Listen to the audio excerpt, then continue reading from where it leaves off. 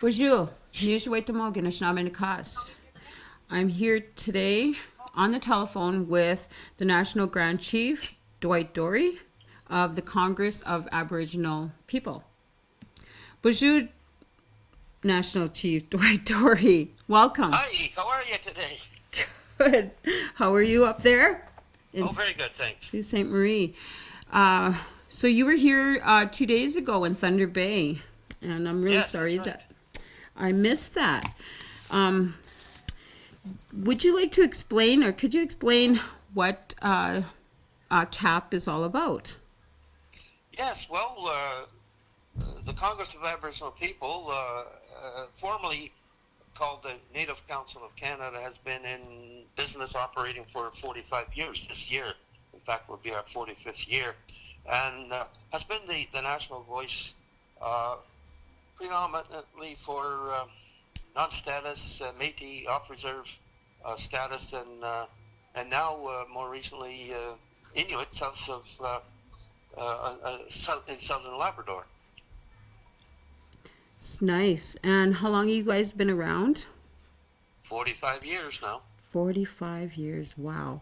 Yes, and in all those years, we basically deal with just about every conceivable issue that our people, will reside away from reserves, and many in the major urban centers, but also people in rural and remote areas. We deal with just about every aspect of their lives.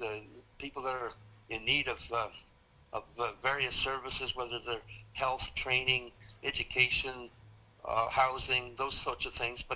But also we've been very extensively involved over the years with defending people's Aboriginal treaty rights, rights to hunt and fish and gather and things like that. So, we cover pretty much everything and that affects those people's lives. How does how would the grassroots people get involved?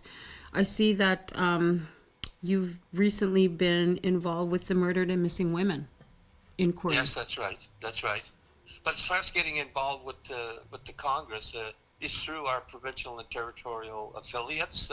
We have organizations that that are representative of our people in the provinces and territories. But to some degree, we're currently in the process of organizing some of the western provinces in the northern territories, only because we had groups there years ago, and for various reasons, internal issues comes up, and they kind of fell by the wayside. But more and more, we're hearing people say there's a need for representation. So that's how we sort of organize ourselves, is through provincial and territorial groups.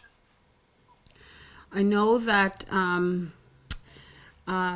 of the things that I find, the three major things that we as Indigenous people need are the culture, housing, clothing. What is your take on the housing situation? Well, it's pretty sad, in fact, and that's been one of the main common themes or threads that seems to be coming out through these grassroots sessions that I've been having so far. I'm about halfway through, the cross country tour. I started in the west in British Columbia, kind of moving eastward, and housing and homelessness is one of the major issues that keeps coming up over and over. Absolutely. Uh, so after the tour, are you going to be coming back to Thunder Bay? Well, I can't say for certain, but I'm getting across the country a fair bit, and the plan is to take the information that we're gathering at these forums, and then we'll pull it all together into some kind of policies that will be then taken to the appropriate government level or jurisdiction. Nice. So, when is your tour? When is your tour finished? It'll be sometime next month. I'm hoping by mid-April, and we'll probably wind it up either in Labrador or back in British Columbia. As I was mentioned, I was out to British Columbia once, but there was a real strong interest in one of the urban areas that we didn't get to that, really wanted us back and said they found out about the session too late and couldn't make it. So similar to your situation, I guess, but this is one of the really concentrated areas. So I committed to trying my best to see if I can get back there again. Mind you, I'm hearing now from all over people that, we advertised well. We both social media and in the papers, the radio, but there's always people that miss out. They don't hear about it and only find out later. And well, I'm hearing about them now. They're saying, "Gee, I wish I would have made it there." And are you coming back? And so it's hard to say. It's all relative to the resources that we have available to us. So. Absolutely. Well, if you do come back and you do a follow-up with after your report, please let us know and we can pass the word. Oh, for sure. It was really nice talking with you. Thank you so much.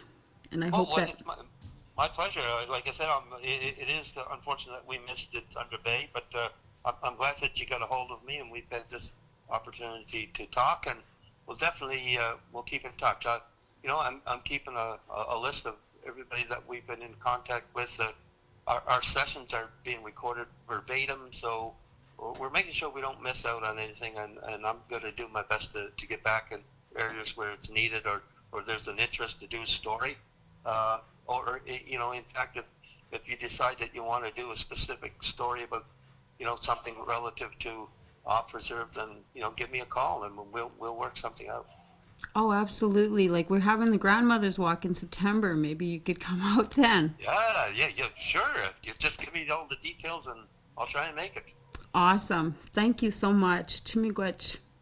Oh, my pleasure. And we'll talk soon. Ha-ha. Okay, take care. Bye.